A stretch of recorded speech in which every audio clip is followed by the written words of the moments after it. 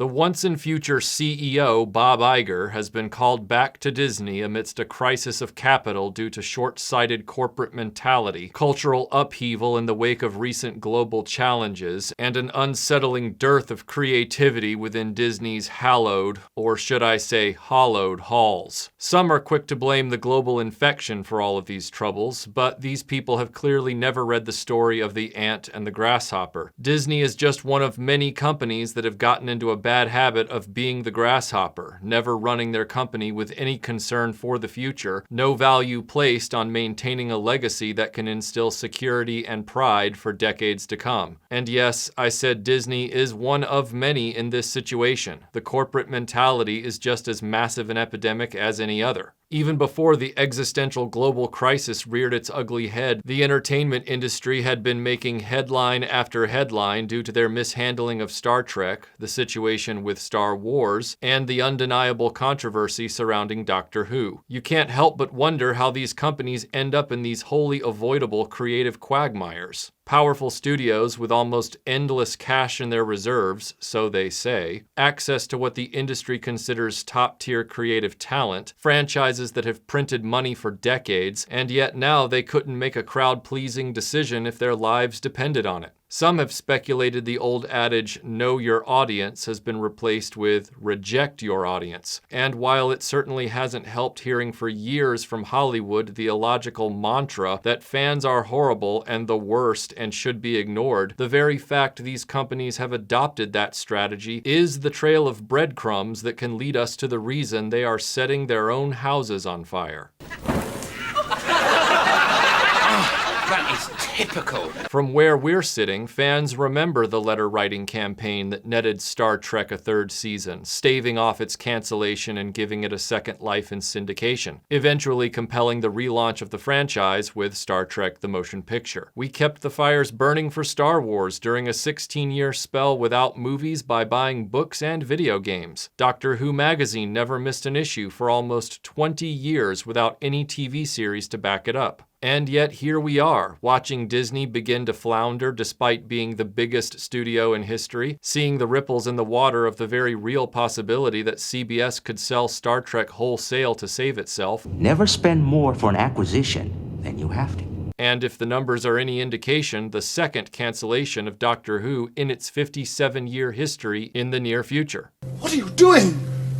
What could possibly be worth all this? It's not news to say that the corporate way of doing things has gotten its claws into almost every corner of Western culture. What was once limited to middle management boardrooms of large companies has now infested the outside world. For example, people no longer have personalities. Instead, people refer to themselves as personal brands. I once had an idiot coworker say to me without irony, "Michael, you're such a value add." Here's a match. Go light your breath and die.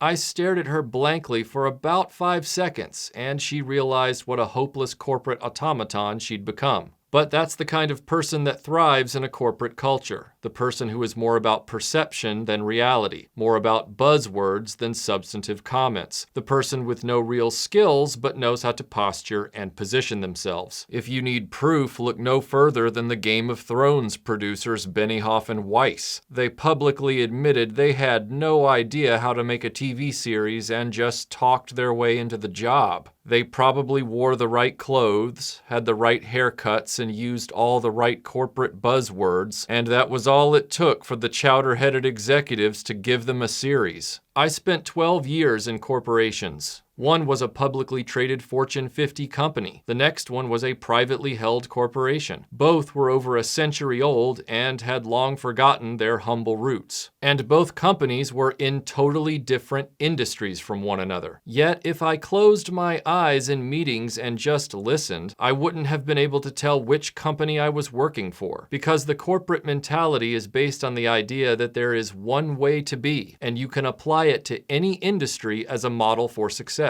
Follow the corporate playbook and you will succeed no matter what. It's insane, but it's what they think. And it breeds homogeny of thought and homogeny in hiring. Diversity of thought is not valued in corporations. It is actively attacked and suppressed. Corporate cultures only champion one type of person, that person who says all the right things, avoids the responsibility of making real decisions, and delegates their failures onto others while stealing the credit for any successes away from those subordinates. That's the real joke of Office Space. It's not that Peter is promoted for being honest. It's that Peter is finally seen and valued because he is doing nothing.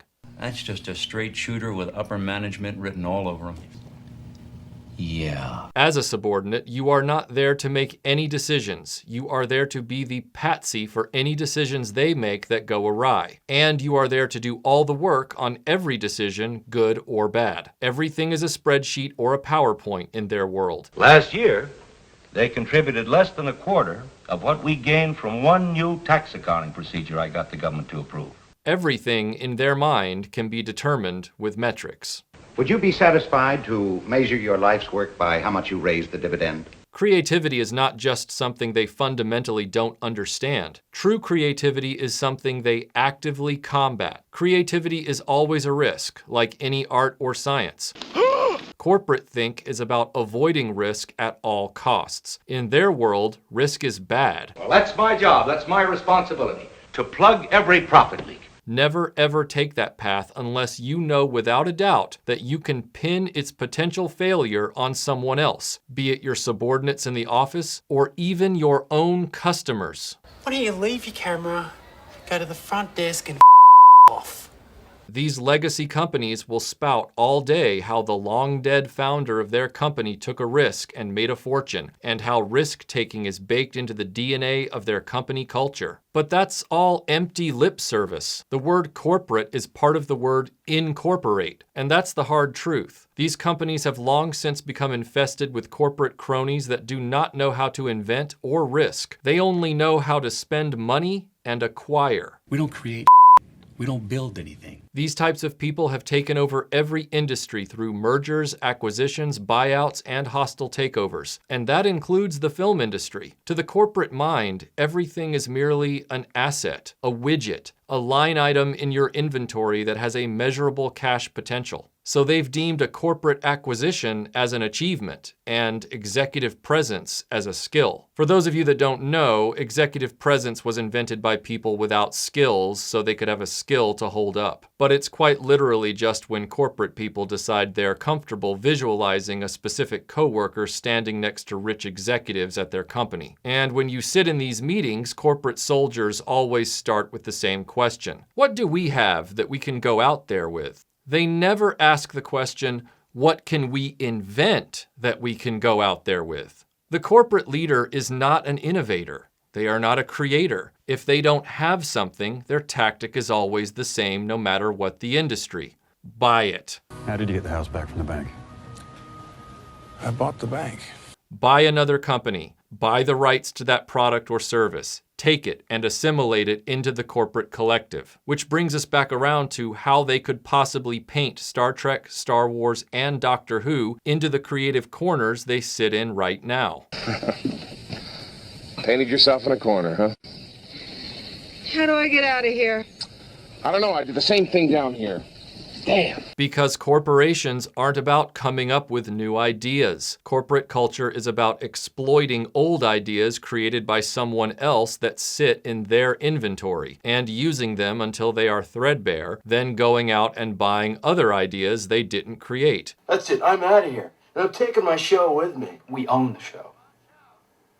Bite me. These are not creative people, and they promote one another within corporate cultures. They become the leaders of their companies because they were protected and championed by terminally mediocre morons like themselves, even in industries in which these types of personalities are pure poison. But, Michael, they hired J.J. Abrams' bad robot in the case of Star Wars and Star Trek. Yeah, that's part of the corporate playbook. Hire an agency when you can't figure it out. But remember, agencies have to make themselves appealing to the corporations they depend on to survive. And that means the agencies that are successful in getting corporate contracts are the ones the corporation is comfortable with. And remember, in corporate culture, they only like people who are like them. I never saw an agency or contractor last long when they had actual creative ideas. The corporate decision makers were always uncomfortable with such things. This is where the next step begins, agency or not. The corporate mentality is never about truly understanding what's in their inventory, whether it's a really cool flashlight or frickin' Star Wars. It's all about getting other people to tell them what Star Wars is about, or that flashlight. The corporation will want a focus group to tell them what they should do. Like I said, these people always want a way to minimize their personal responsibility in decision-making. Putting the responsibility on an agency or on the results of a focus group helps in that regard. If you think that sounds like a reach, we're talking about a culture of CEOs in which they recently expressed interest in having artificial intelligence systems decide for them what movies to greenlight. That's their only job for these multi-million-dollar paychecks, and they don't even want to do that. Executive Alpha, programmed to like things it has seen before. Executive Beta, programmed to roll dice to determine the fall schedule. These people might have more money than God, but they're the most worthless people you'll ever encounter. Imagine how hopelessly boring a group of humans you have to be if you need a committee to explain to you why Star Wars is popular, and you need to whiteboard ideas to attempt understanding Star Wars. Stretch out with your feelings. At the first corporation I worked for, despite the film industry background and film degree on my resume, they decided they would put the 23-year-old coworker in the cube next to me in charge of product placement for movies and TV when that job came up for grabs. Within an hour of her first day in the position, she came around to my cube and asked me who Jude Law was and said she'd never heard of that actress. She thought Jude Law was a woman. Something's wrong with you, and I ain't got time to fix it. This person had never watched any movies or TV. She didn't know the names of any studios, actors, or films. Naturally, because she was so epically boring a person, they were very comfortable assigning her every opportunity that came along. Needless to say, she has since done very well for herself in the corporate world and been promoted constantly. Actually, I'm being promoted. What? I know, Michael. It's completely unfair. So if corporations want people to explain their assets to them, why don't they just listen to the fans? The fans could guide them better than anyone, right? Brace yourself for this very deliberate contradiction. The cognitive dissonance here is epic. Remember how I said the corporate flack doesn't like anyone making decisions except themselves, but they also don't want to be responsible for those decisions? Every corporation on Earth thinks their customers are stupid.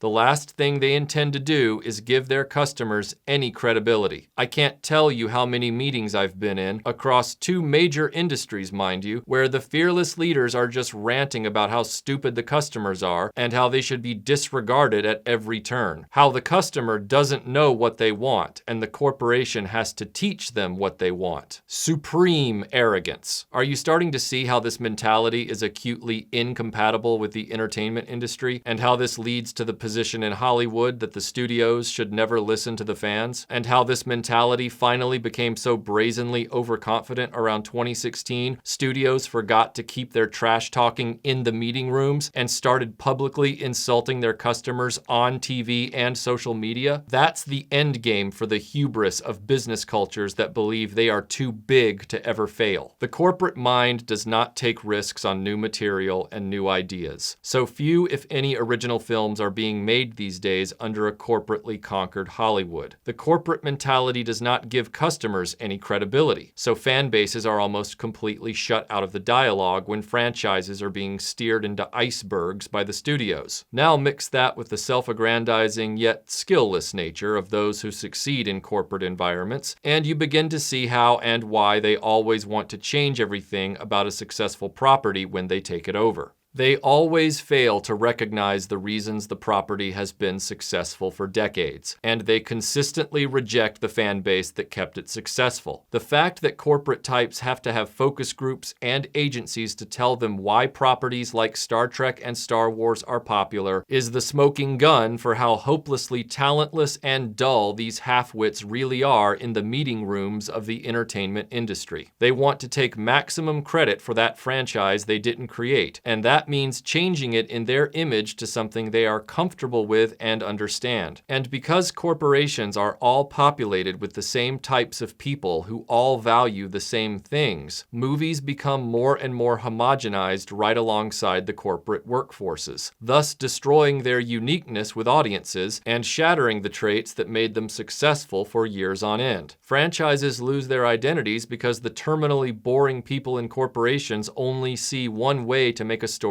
cool. Make the costumes darker, make the script dystopian, make the dialogue edgier, fill the characters with doubt and despair, and also make sure the stories reflect the state of our current society to the letter. You have people who distrust, reject, and fear creativity trying to run industries fueled by creativity.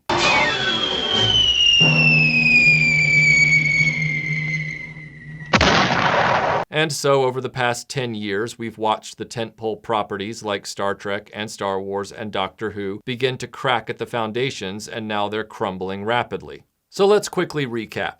You've identified a property you either want to acquire or relaunch because it is perennially successful regardless of how much new material is coming out. You know exactly who the customers are who have kept it successful. You don't want those customers. So instead, you bring in a focus group or agency of people who are not those customers to tell you why that property is successful and what it is about. And then you try to reinvent the entire property in an image you are comfortable with that does not reflect the property's identity when it was successful by any measure. And this is their idea of avoiding risk. Remember those Game of Thrones guys? They admitted their first instinct was to take as much of the story's fantasy element out as they could to appeal to people who don't like fantasy stories. It makes the contradiction so loud the ears bleed. They want the money these stories generate, but they don't want the actual story itself, nor do they want the customers that won those stories all that money.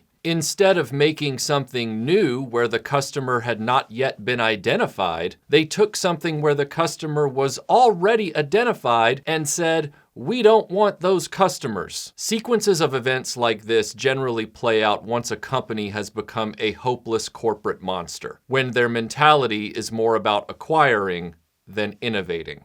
Once a corporation goes into acquisition mode, it's usually because some venture capitalist that wormed their way through the boardrooms of 10 other companies was given the CEO job and activates the corporate culture playbook. At that point, the company isn't inventive anymore. It isn't daring or creative. It's just a big bank that buys other companies. When Iger couldn't capture the boys market at Disney with internal efforts, he bought Pixar, Marvel, and Lucasfilm. When he needed a streaming service, he bought Hulu and Fox outright, racking up mountains of debt. Billions upon billions of debt is never a concern to the corporate strategy because that strategy is not based in reality. Rather, the delusion that conditions for quarterly earnings will always be ideal and measurable. Real contingencies are neither regarded nor implemented. Everything is about short-term gains. There is no future. All that matters is what happens this quarter. A crisis is a negative idea and should never be considered and certainly not prepared for, because that would acknowledge the possibility of a future crisis. Misplaced, delusional optimism was born in the hellscape of the corporate mentality, and it remains their number one rule to this very day. Remember, the corporate CEO's favorite phrase is, "make it happen." These 3 words alone define the delusion of the corporate mind. Regardless of the reality around us, regardless of the physics of time and space, regardless of what humans can realistically endure, I have spoken these 3 words, and so it shall be done. And when it is not because it was impossible, I will take heads. It was not my unrealistic expectations that are to blame, but the laziness and ineptitude of the serfs under me, and they shall be horsewhipped for their folly. So when the entire system that supports their worthless business model collapses, as has occurred in recent months, and they can no longer make movies, distribute movies, hold sporting events, or fill theme parks, all of that debt they accrued to buy what they refused to make themselves suddenly matters. All of those disgruntled fans they actively turned away for years because they didn't matter suddenly matter a hell of a lot and are not there. That legacy merchandise they discontinued from legacy versions of the franchises they've hijacked because it didn't matter suddenly matters a lot. And follow this logic. Franchises like Star Wars and Star Trek and Doctor Who were traditionally able to generate money in merchandise even without a show or film because the fans kept them very popular. So popular, in fact, that these companies acquired them or relaunched them to try and make more money. But their first thought was that these properties weren't appealing to the right people. So they tried to turn unique franchises into vanilla pablum to appeal to people who had never been fans of these franchises. They refused to sell anything else to the people who'd been loyal buyers for 30 years, and instead went after unproven buyers without a shred of evidence that these people could even be courted successfully. The corporate mind wanted these properties to appeal to people like themselves, terminally average people, the type of people who like movies like Flashdance, Dirty Dancing,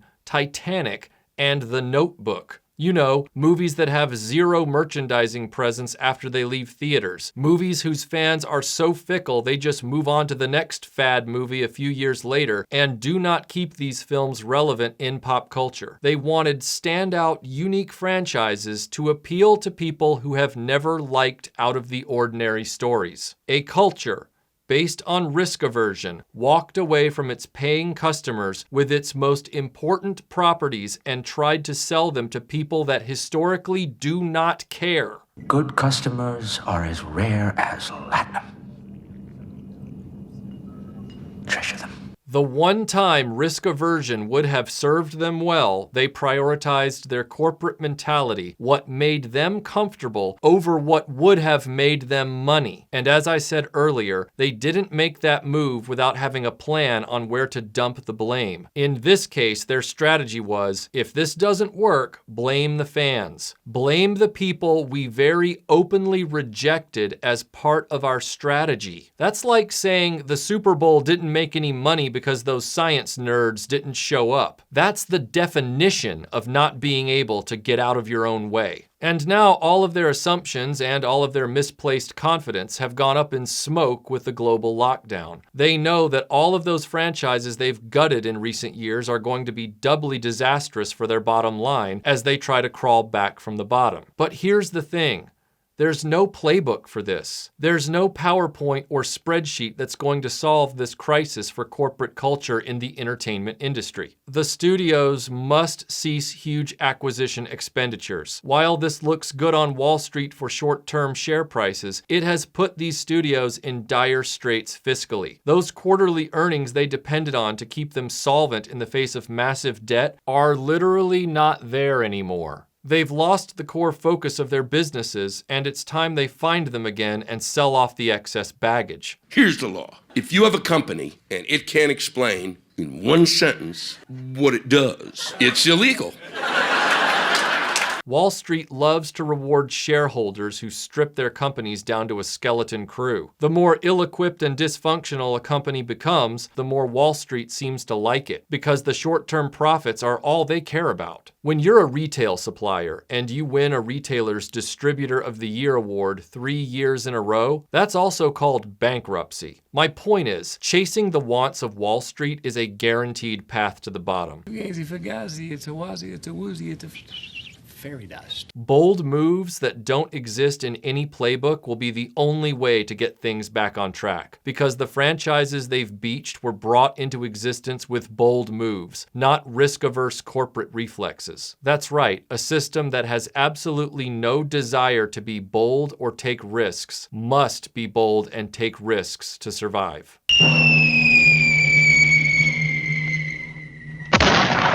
True creatives need to be brought back into decision-making positions at these studios, in a cultural shift that hasn't been seen in decades. In terms of the legacy franchises, most of the productions that have resulted from these wayward studio regimes need to be publicly abandoned. The legacy fan bases need to be contacted and actively courted by the studios to galvanize the merchandising and production efforts going forward. And every studio needs to make a concerted effort to start working on fresh, new ideas that can create new properties for the future. Their preoccupation should be about inventing new stories and not about acquiring old franchises. That's the only way to turn this around once the global crisis has ended.